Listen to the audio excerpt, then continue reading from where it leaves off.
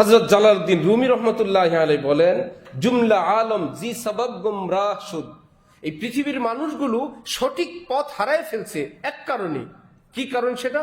কম কাছে জবদালে হক আগা শুদ, যে নবীর পরে কিয়ামত পর্যন্ত নায়েবে নবী যারা খাঁটি, একদম নবীর স্থলাভিষিক্ত, তার কাছে পূর্ণ শরীয়ত আছে, কোনো স্বার্থ নাই, দল নাই, পেট নাই, গ্রুপ নাই, কাউকে অসম্মান করা নাই, কাউকে উঠানো নাই, কাউকে নামানো নাই, শরীয়ত যা তিনি তাই বলবেন নিঃস্বার্থ আল্লাহর জন্য।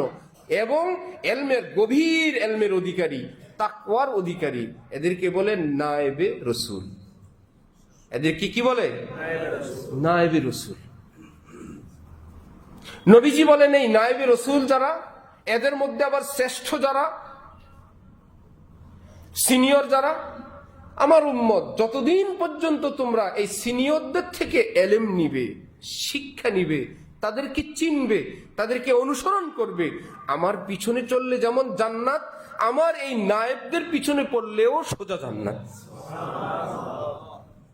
কারণ সে আমার প্রতিচ্ছবি। আর যদি ধোকা খাও, ওই যে বললাম এয়ারপোর্টে দীর্ঘকাল বিদেশ থেকে বাবা আসছেন, যেই ছেলে বাবাকে দেখে নাই তাকে বাবা চেনানোরও কেউ নাই, সেই এয়ারপোর্টে অপেক্ষা আছে। এবার বিদেশ থেকে যেই আসে, ইনি মনে হয় আব্বা, ইনি মনে হয় আমার বাবা। তাহলে বাবা কি একজনকে ডাকবে না বহুজনকে? ঠিক আজকের উম্মতরা নায়েবে রসুল কে, কার কাছে এলমে শরীয়ত আছে, কার কাছে গেলে আমি হেদায়েত পাবো, এটা সঠিকভাবে না জানার কারণে, যারা চিনায় দেন তাদেরকে ফলো না করার কারণে হুজুর দেখলেই মনে করে ইনি মনে হয় আমার নায়েবে রসুল হযরত, ইনি মনে হয় নায়েবে রসুল, এই দরবার শরীফ মনে হয় নায়েবে রসুল, এই হুজুর মনে হয় নায়েবে রসুল।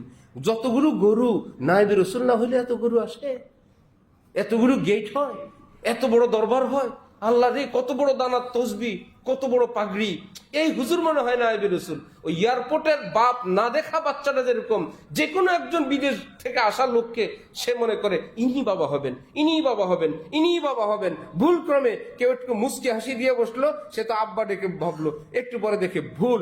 ঠিক আমি আপনি যে নায়েবে রসুল, নবী আসবে না, নায়েবে রসুল আসবে, কিন্তু নায়েবে রসুলের ভান করা লোক এই সমাজে অল্প না অনেক? অনেক নায়েবে রসুল রেডি হয়ে রয়েছে, সব নায়েবে রসুল।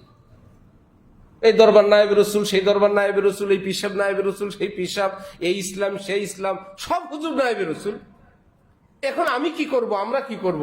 নবীজি বলেন ইসলামের ক্ষেত্রে, এলমের ক্ষেত্রে, আমলের ক্ষেত্রে, এলমি জগতে সিনিয়র কারা এইটুকুন খবর নাও। এ দরবার সরবার, লোক বেশি, জনগণ বেশি, ভিড় বেশি, এতে হবে না।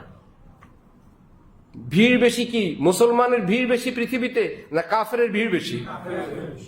800 কোটির মধ্যে 250 কোটি মুসলমান, 750 কোটি কাফের, তাহলে সংখ্যা যেদিক বেশি সেটাই রাইট। এই যদি হয় আপনার আমার থিওরি, তাহলে পুরো পৃথিবীতে ইসলামকে রাইট হয় না রং?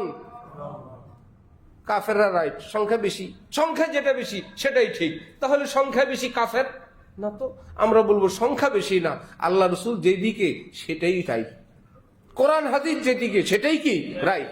সুতরাং কোরআন এর এলমে, হাদিসের এলমে, ফিকহের এলমে কারা সিনিয়র, এটা আবার চিনবো কারা? আমরা আমাদের চোখে না, আলেমদের চোখে।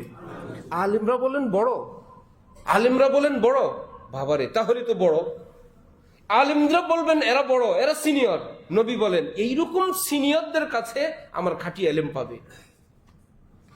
যতদিন পর্যন্ত তোমরা এই সিনিয়রদের থেকে এলেম নিবে, তাদের অনুসরণ করবে, নবী বলেন একদম হকের উপর থাকবে। যেদিন থেকে তোমরা সেই মোস্ট সিনিয়র আলেম যারা, নায়েবে রসুল যারা, এদেরকে বাদ দিয়ে এদের ডিজাইনের কিছু লোক দিনের কথা বলেন, ইনি ওয়াজ করেন, ইনি বয়ান করেন, ইনি দরবার সাজাইছেন, ইনি পিসাব, ইনার মুরিদ আছে, ওনার ভক্ত আছে, আলেম সমাজে তিনি কতটুকু গ্রহণযোগ্য, এই কথাটা বাদ দিয়ে যখন তোমরা বড়দেরকে বাদ দিয়ে ছোটদের অনুসরণ শুরু করবে, নবীজির ভাষা শুনেন, ফাইদা আখাযুহু আন আসাগিরিহিম, বড়দেরকে এড়ায় যখন তোমরা ছোটদের অনুসরণ করবে, এই জন্য যে ছোট আমার স্বার্থ, আমার ভালো লাগে, আমার কাছে আছে, আমাকে গ্রুপের অত কড়াকড়ি নেই বিভিন্ন কারণে। ওয়াশিরারিহিম, বড়দের বিপরীতে যে ছোট, নবী বলেন এরা খালি ছোট না, এরা দুষ্ট, এরা অসভ্য। হালাকু, আমার উম্মত তোমরা হালাক হয়ে যাবে, ধ্বংস হয়ে যাবে।